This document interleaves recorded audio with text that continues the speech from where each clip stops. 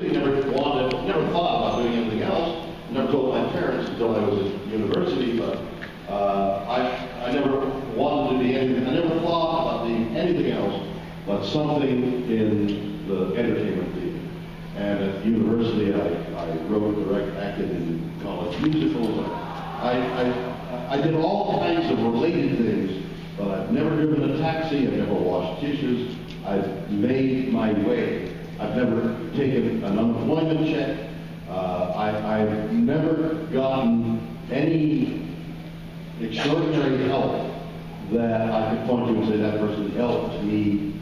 It's been step by step on my own, and mostly that's the story of every actor, with the exception of those very few who either are lucky in terms of being in the right place at the right time, or they look exactly what the director and producer want, or they're so extraordinarily talented that it seems obvious they can't do anything other than that. But for those of us who are left,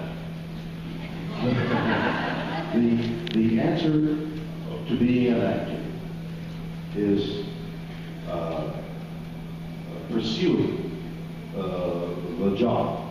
And pursuing the job means being patient through the years.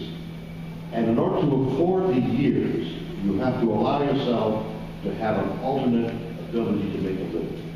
Because, and this goes for every profession and every life, somewhere in the early 30s of your age, there comes a time when you say, am I fulfilling the dreams of 20? And what will I do when I'm 40? Early 30s, you're thinking family, you got a little family, you're going to make a little family. Suddenly, you're not on your own, eating Kellogg's cereal morning, noon, and night, and getting by panhandling with whoever you can, shagging money in some way, living by your wits, which is great adventure when you're 20. But 30s, you're starting to come to grips with life and what's going to be like for the rest of the time. And the way to deal with that we all know is a cliche, but it is really true, and that's why it is a cliche, is to find an alternate way of making a living. A science question that I've always wanted to know. Yeah.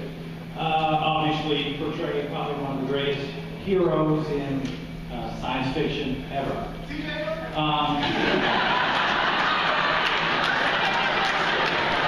I was going to say, what do you want of?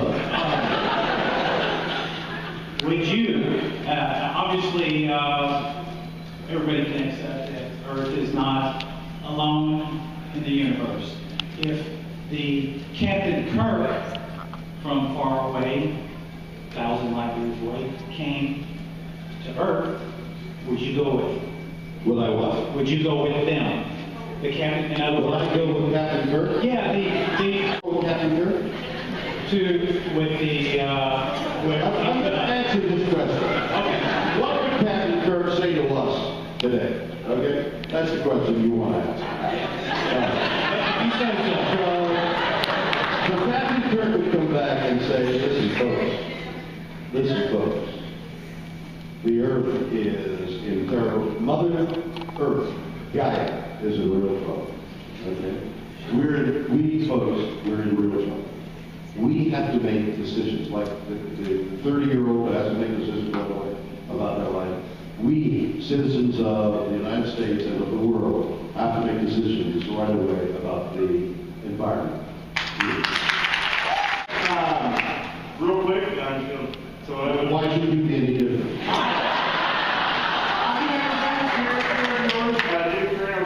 I wonder if you could give us a new grade.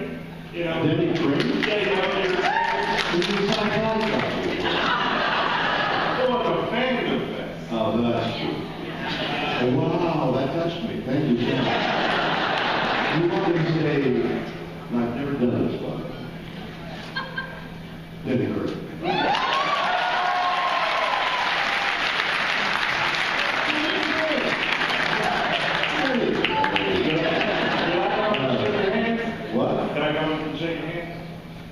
Can you go up and shake my hand? But somebody asked a question while you're on your way up there. Go ahead. Next question. What's your question? My question is, first of all, I'm a young actor. Yeah. I was going to ask, did you keep a tribble? No, I have. If you had told me, why didn't you tell me? If I had known how valuable all that stuff would be. How would you told me? I ripped off the shirt, I threw it on the ground, I took off the pants, I ran out. And then I heard, years later, that at a stage, a huge stage, sound stage, filled with props from all the movies, somebody came in through the roof and stole hundreds of thousands of dollars of the tribbles and shirts and costumes. They got, the whole studio was, and they didn't even, the studio didn't even know. Oh, we lost some clothes. Years later, they were for sale every convention. These things turned up like the paintings stolen out of Holland. Suddenly turned up someplace. These wardrobe and tribbles. Have you got a tribble? Has it been stolen? What do you got?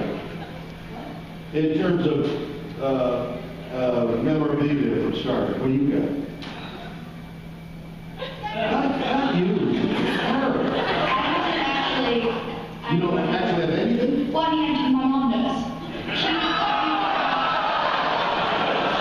Your mom has a memorabilia? Yeah, well, I didn't know it was serious.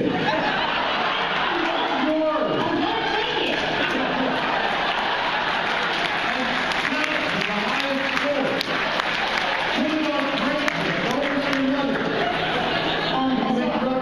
I wanted to say that my mom is in a new series called Star Trek Continues. Wait a minute. A new series called Star Trek Continues? Yes, it's a web show. It's a web show. Man, is she in that web show that I've seen from time to time? They actually have only made one episode. How do they do that? It's popular, isn't it? Has anybody in the room seen it? That's how popular it is. Yeah. Have you guys seen the web show? What? But the guy that he's actually making a set. Like, So your mom's in it? yes. And she's got all kinds of memorabilia. Yeah. That's great. You got a question? What? I asked you the question. Oh, do I have it? No. I have my memorabilia.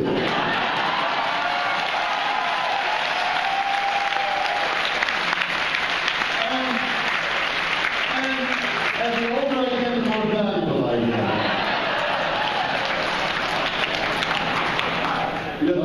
I just want to thank you for one of my favorite movies ever, Free Enterprise. Oh, really? I want to ask you, what did it take to get you to take on that role? A lot of money. They couldn't have offered you too much money. It was a pretty small movie. I had a small part of a small movie. But there's no such thing as a small movie, as there's no such thing as a small part. There's only lots of money.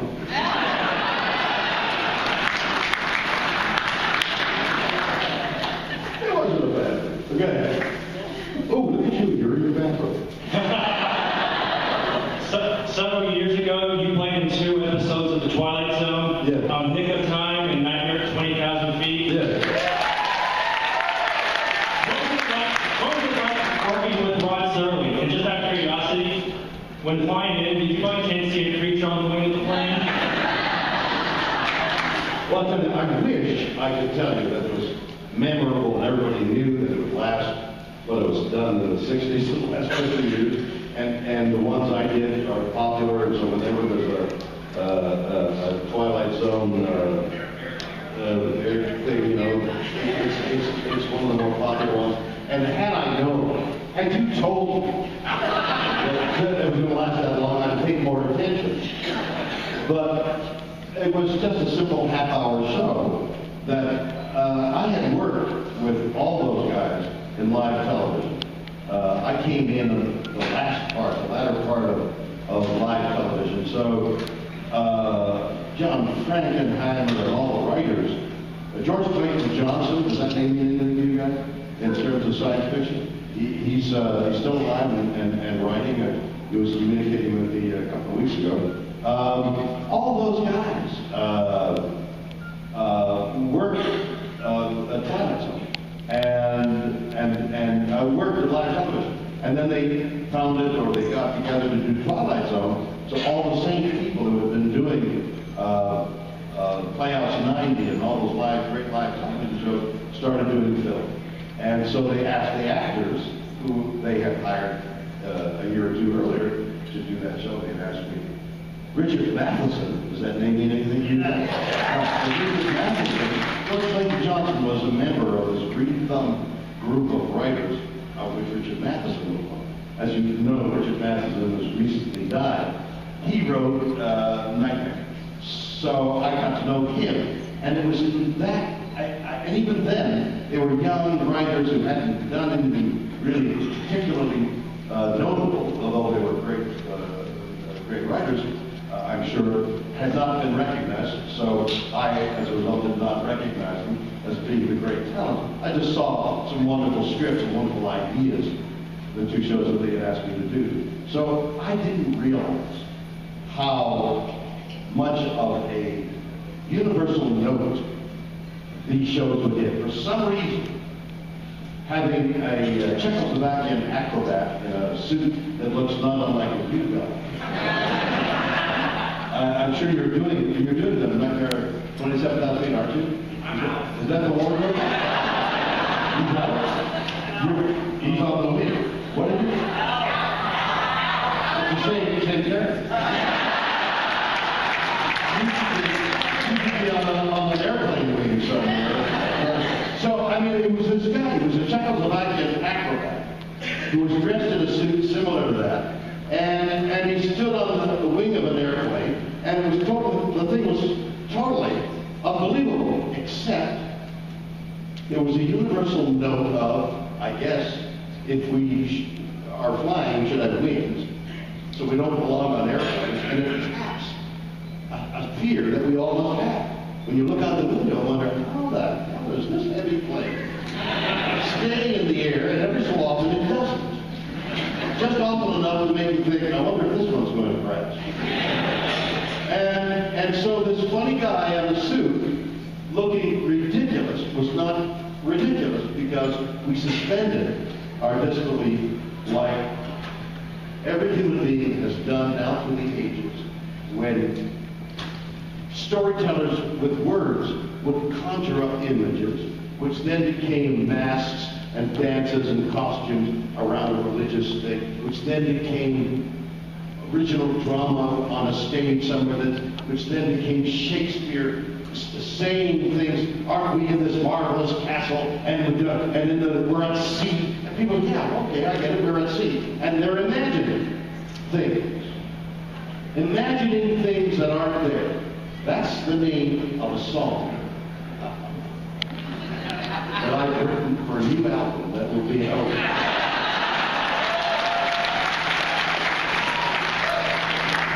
It's called, the album is called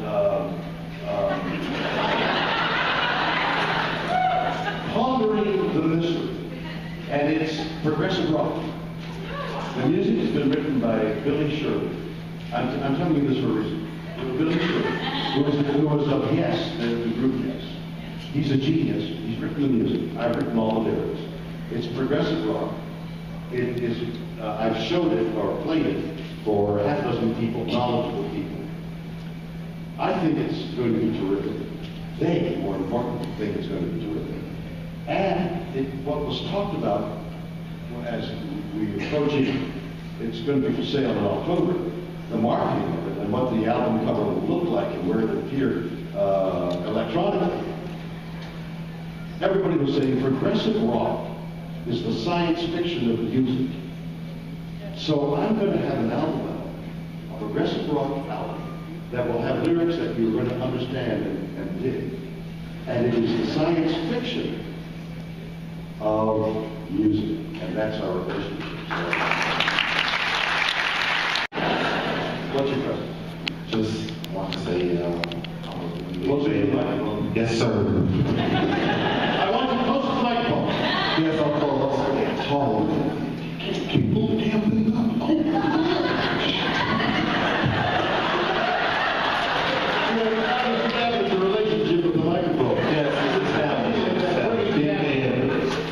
looking at Star Trek 2 Wrath of Khan and Star Trek 5. Yeah.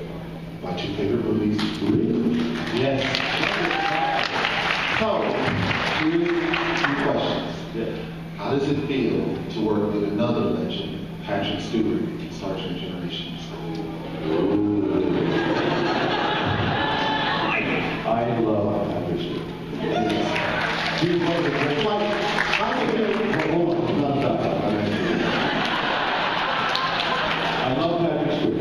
Okay, I love him for many reasons. He's a wonderful performer. He's a great friend, and all that kind of thing. But I also interviewed him. I interviewed him on the captains. Okay, but the captains, which was a documentary made about all the captains of Star Trek, the interview only used a small part of what I talked about of the film.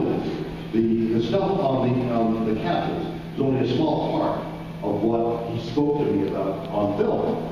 So I've taken that film along with the other 4 captains and made half-hour films of them, in which Patrick says nobody's ever gotten the stories from him that I got. He's never spoken about what appears on these half hours. It's called the Captain's Progressed, or the half-hour captains. It's coming out momentarily. Half hours on the captains. It is, you see those actors in a light you've never seen them before. So Patrick Stewart is a great buddy. The story that is just a little off the center of that plot is when we made that film that he and I made as he became the lead in the movies, Star Trek 6, and we were on horseback. And as you have heard, and some of you may know, I'm a horseman. It's my passion. Besides you and my wife and my children and my dogs and life and food. So Patrick turned to me for advice on, because we were going to spend all day on a horse, which if you're not a horseman, even if you are, can be damaging. For example, I did a 25-mile run earlier, some years earlier. I didn't know about it. When I finished, my boots were filled with blood because I had rubbed myself raw. So the guy said, well, you got to wear nylon. You got to wear women's nylon inside it, and you avoid chafing that way. I said, God, I wish you had told me that before. Like I wish that young lady had told me about getting paraffin memorabilia before. So I'm out on the horse with Patrick, and I said, Patrick, did you put on the nylon, the women's nylon? And he said, Dad, I did. I said, Patrick, you better go and put them on because it'll change. So he goes into the dressing room, and when he emerges, he's wearing women's nylon. No, Patrick, on the inside.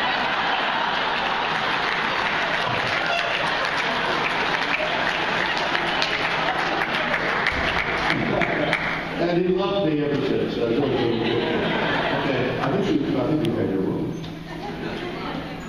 Yes, I do. That microphone, you have to have somebody to lift you up.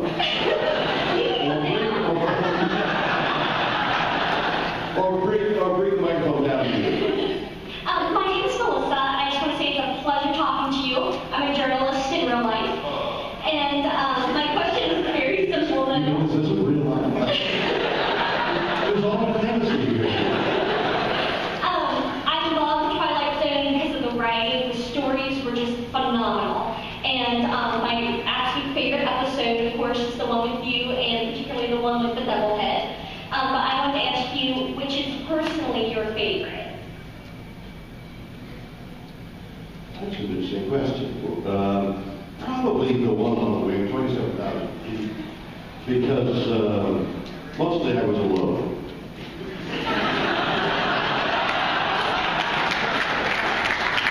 I think maybe that one, because, I'll tell you what, because there was a time, I have 3 now have families of their own and children of their own is the greatest joy of my life. But when we used to take airplane trips, they'd say, Daddy, do not marry Tony. So I'd look out the window and I'd say to the they call them stewardesses, they don't call them flight attendant. Flight attendant! It's too many words. Stewardess! She'd give her a yes. I'd say,